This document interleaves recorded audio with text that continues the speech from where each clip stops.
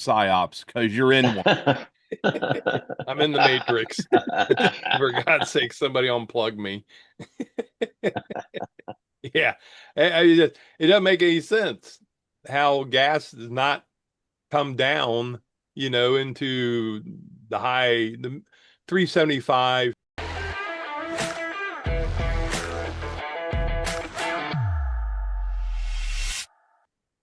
Hey there, everyone. Jamie with Sell for 1% Realtors here on August 13th, 2026, Hello, coming at January. you coming at you live with a new market update, Hey, joined as Jamie. usual by the gang, Jason Barlow, Dave Barlow, and Rich Sircone at Highlands Mortgage. We're going to give you guys an update on the market here in Central Ohio, including interest rates, recent news, MLS updates, all the good stuff our viewers are interested in. And a weather report. So, yes, been a bit hectic. The the swimming pool is overflowing. Your mom reported today. So she's worried about Callie, Jay, and the swimming pool being up about 3 or 4 inches from where it was the other day because of all this crazy rain. And it's been overflowing. So, Rich, what are you seeing in the forecast? Well, the forecast came out this week, the CPI and the PPI. Essentially, they were a big nothing burger. Oh boy, The Which interest is good rate or news the for us. inflation rate is still elevated. It wasn't so elevated that it really alarmed the markets. Consequently, the stock market has had a couple of decent days, but the Treasury market is doing pretty much nothing, just staying in the 460s on a 10-year note. Um, a couple of amazing stats I heard is the 30-year Treasury is the highest it's ever been since 2001. So in 25 years, this is the highest the 30-year Treasury has ever been. The 30-year used to be the benchmark for mortgage interest rates. They switched to the 10-year, I don't know, about 15 years ago. But the 30-year Treasury, and then I heard another thing, Dave, you'll like this, is that this is the highest the gas prices have been this late in the year in history. Gas prices have never been this high this late in the year. In other words, like maybe you might get a Memorial Day or Fourth of July bump, but this late in the year, they've never seen gas prices this high.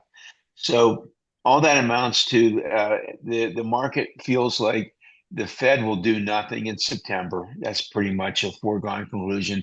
They're not going to raise. They're definitely not going to lower. The probability of a hike sometime before the end of the year is in the 60 to 70% range. So the market is still thinking hike by the end of the year, but not a hike in September. Um, all this hike stuff. I mean, if you think back to January and early February, the optimism was we were going to see Fed rate cuts. Worse was going to come in and comply to Trump, and the inflation rate was going to go down because of all the things Trump was doing with the economy, and all that has just it's all gone south because of the war in Iran. And that's kind of where we are. I will have to say that I saw like the barrel of oil is around $85 a barrel. I It's mean, still right around 80, yeah. I it's think it's under 80. fluctuating a little up to 87, 88, and then it goes back down, but 85.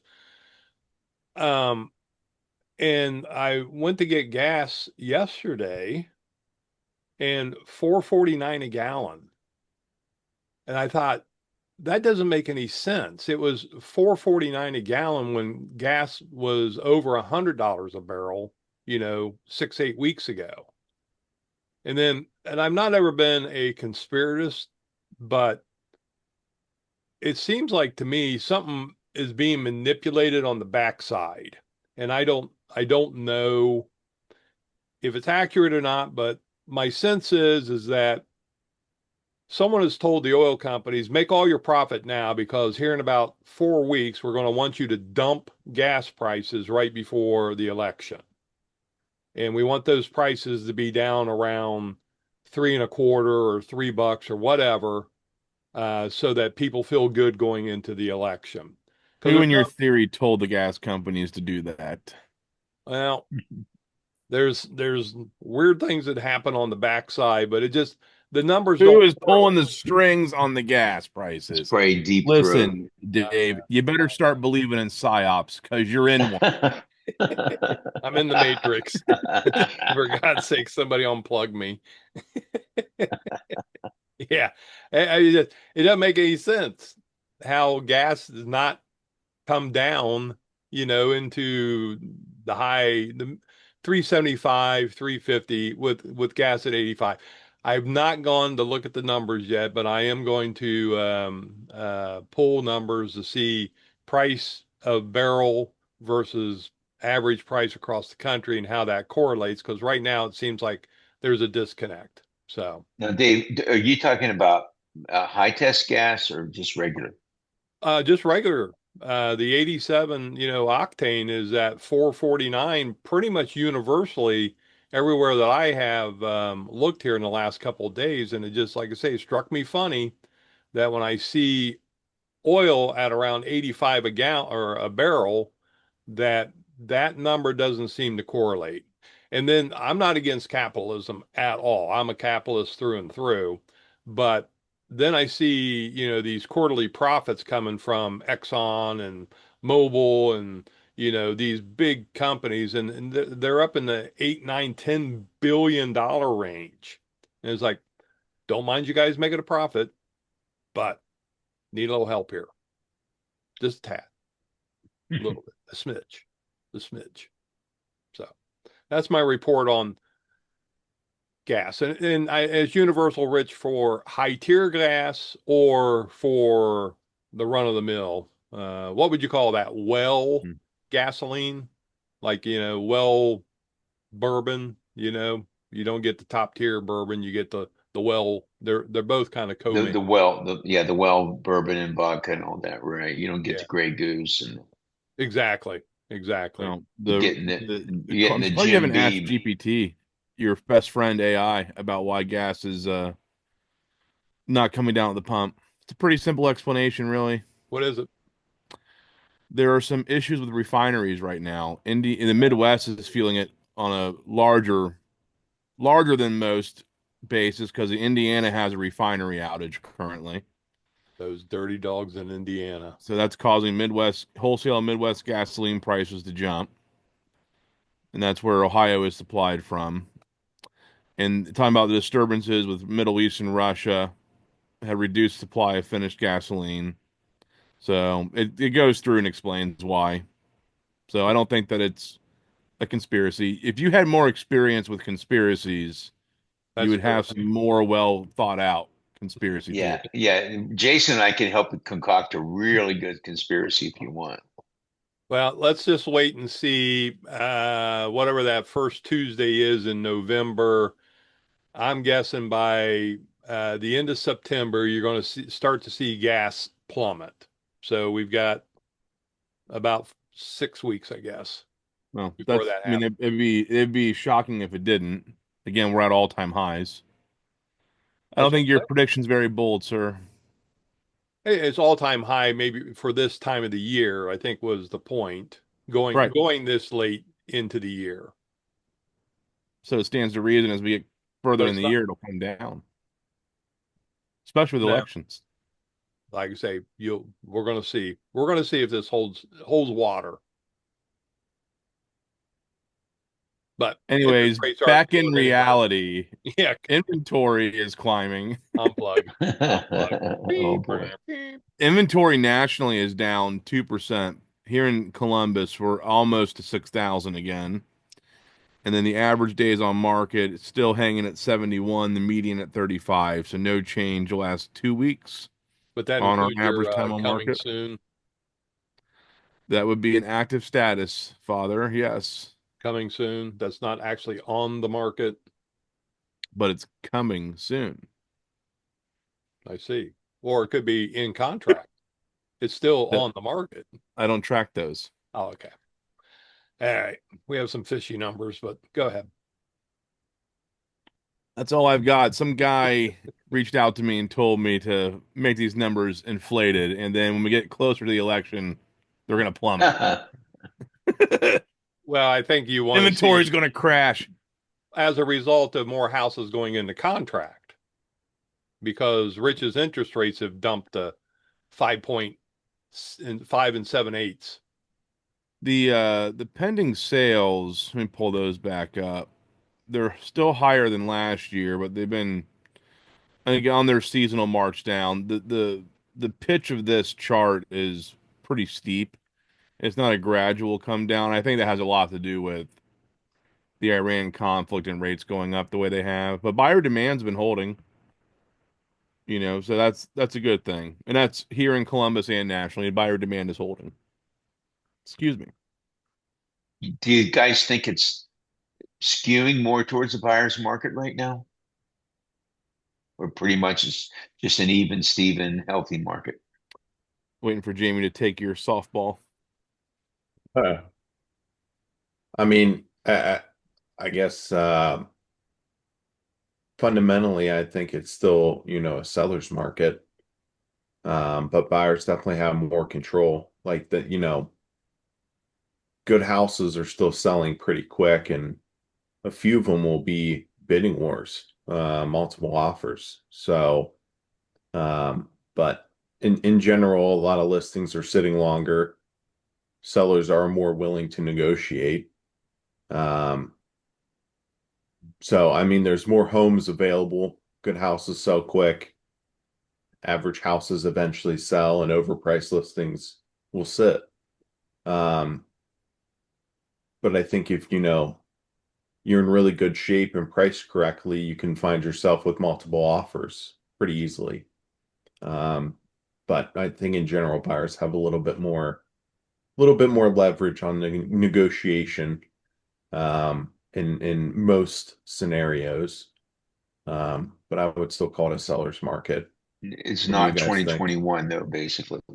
Well, nothing has Definitely ever not. been. Yeah. Yeah. That's something that will, and you never can say never. We thought back in 2008 that this is as good as it gets. We're selling about everything we put on the market, and the house could be, you used a kid, could have, shag carpeting, green flock wallpaper, and mirrors on the ceilings, and the house would still sell. And then the foreclosure crisis hits, and then you couldn't give them away. And then slowly since 2012, the market has got better, better, better, better. And then, yeah, 2021 was the apex that anything you put on the market sold in about 20 minutes, and you had 112 showings and 60 offers, and it was madness. So I won't say that we will never see that again, but I think that was pretty unusual. The one interesting thing that I am seeing, and Jay, I was going to ask you with your numbers, the number of homes that have had price changes. Do you see that number in the About last week? 50%. This is just overall 50% of listings are dropping price. So I don't know. It's not the MLS stats where it shows how many in the last week. I can go see if I can pull it up really quick. Yeah, I think But that, half the listings are dropping price. well, we have what you said, 5,900 listings, active listings and coming soon. 1,018 in the last week have dropped price. Yeah. So, I mean, and, Rich, back in 2021, that number was two, Yeah. you know, Right. even 6, 8 months ago, that number was, six, 700 a week. And so, that number has gone to over 1,000. It's been pretty consistent there at 1,000. I do a weekly news update to my client base, and that's one of the stats that I always quote. And it's been above 1,000 for about 6 weeks now. You know, Before that, it was solid 900s, and then before that, solid 800s, and so it's kind of stair stepped up. But it wasn't too long ago, back when we had interest rates in February that you were quoting people before this Iran conflict. You were quoting people in the high fives. Five Yeah, three we quarters. were yeah, I had some fives in front of some of my mortgages or low sixes for Yeah, sure, but definitely 5.8, 5.9 was attainable on even conventional loans if you had the right scenario. So we're up almost a full point if you because we're in the high sixes now, yeah. you know, mid to Those were high the sixes. days. Yeah. But So yeah, it all ebbs and flows, but we'd like to see a lot more flows than ebbs, just because we're kind of selfish like that. But it's an interesting market. We are still seeing properties sell, in a reasonable amount of time if they're priced properly. We still have some sellers that, think their house is made of gold, and, it's the biggest house with the biggest yard, and it deserves to be $50,000 overpriced over my neighbors. But those houses are not selling. And, as Jamie said, buyers have a little more choice. Seems like because interest rates are elevated, that buyers aren't as apt just to jump in head first to buy the first thing that they look at. They may go look at, and I've had this happen. They may go see one of my listings, and a week later, they come back with an offer because they've gone out and they've looked at, another dozen houses, and my house is the perfect house for them. A week later, and it's like that house could have gone into contract. Why, wouldn't you right then? Well, because we have to compare, we have to look, we have to see. And I think that's what's happening in the market more often than not, that buyers aren't just jumping in head first, to the first house that feels right. They're taking a step back, they're taking a deep breath, they're going to look at five, six, seven other houses, and then 3, 4, 5 days later, they write an offer.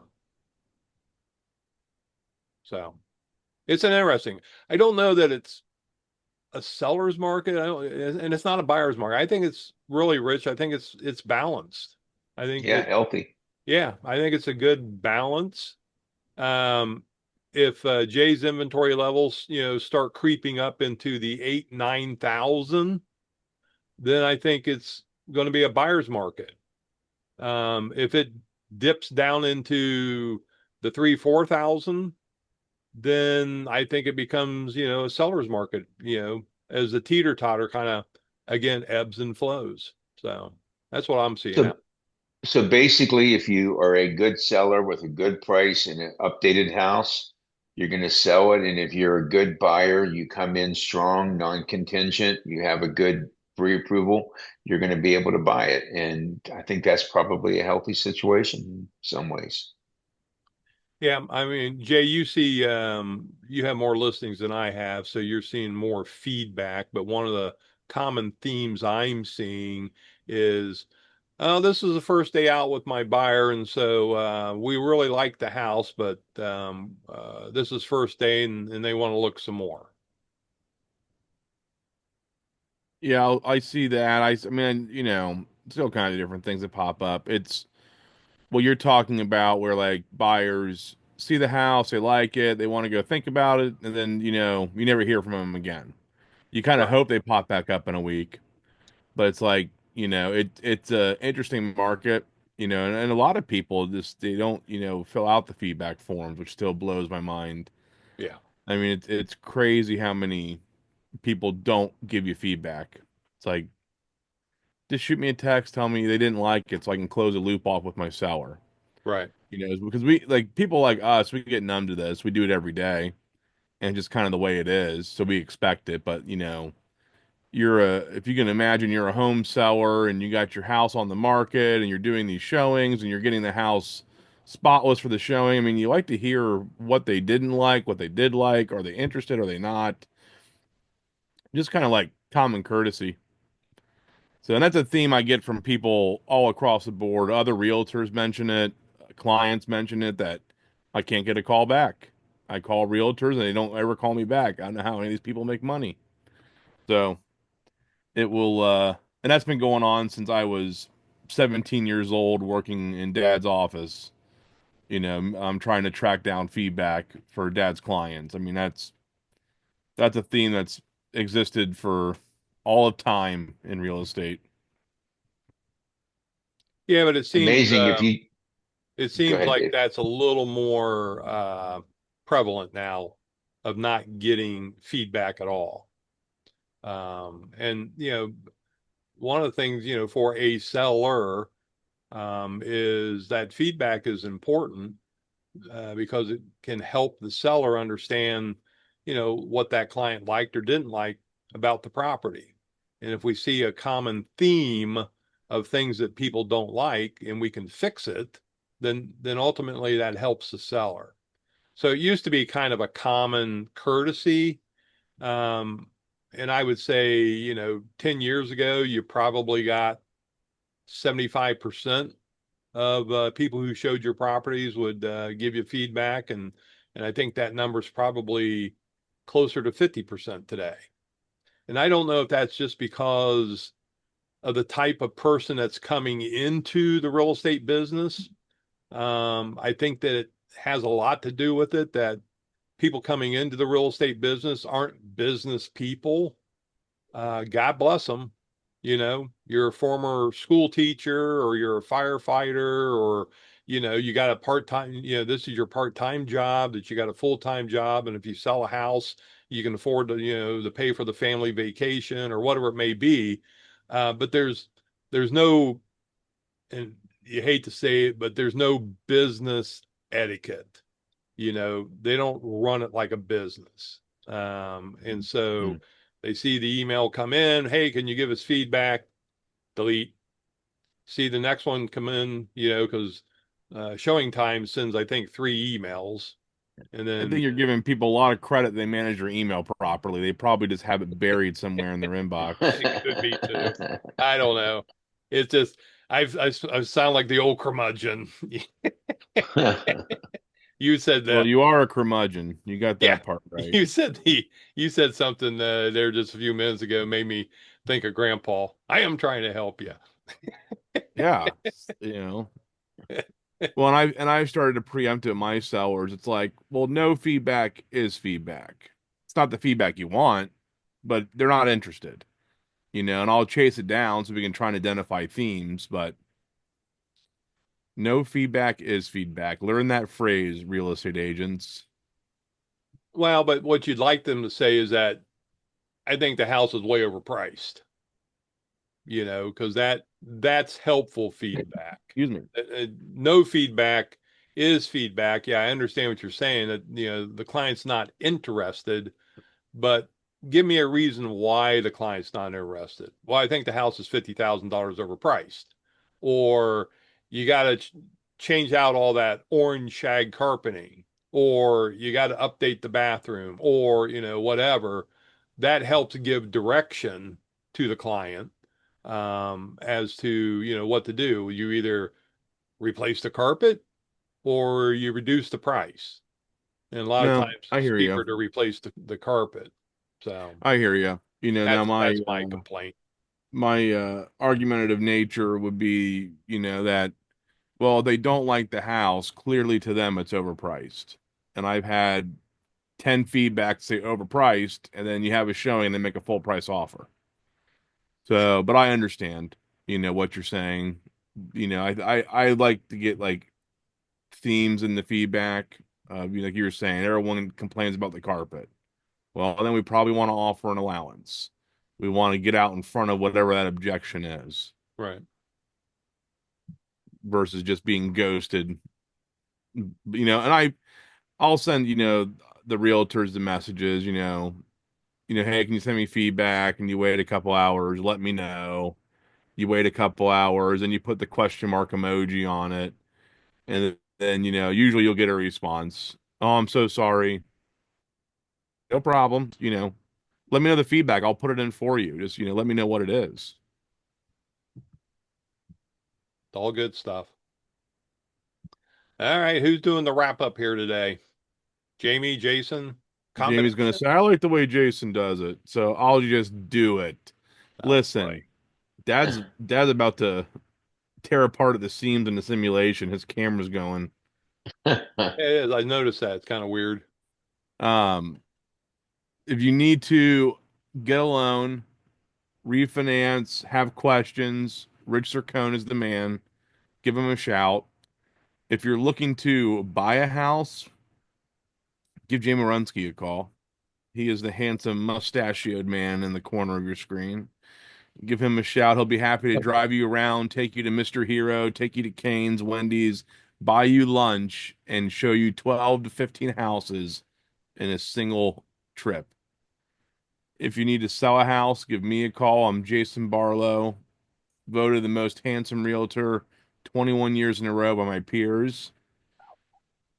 That's who you want I'll just representing wait you, until his and next I will available get appointment is feedback the time for for an you. event. I don't want to answer, especially Rich is doing business. Rich is Rich is closing deals, and if you need to complain about Jamie, about me, about anything, you want to talk about gas prices and complain about the government There and you go. who's Give me a call. directing them to control oil prices, Yep, give give me a Dave a call. call. Yep, Give him a call. If you're a well-seasoned conspiracy expert, call Dave. He needs I'm some in. guidance. I'm in. If you're watching on YouTube, leave a comment, like the channel, hit the ring, smash the ring notification bell. And if you're on Spotify, Apple Podcasts, leave us a 5-star review. Make it easier for people to find us. There you go. I'm Jason Barlow, once again, the most handsome realtor in the Columbus Metro, possibly the world. Thank you for watching and have a great day.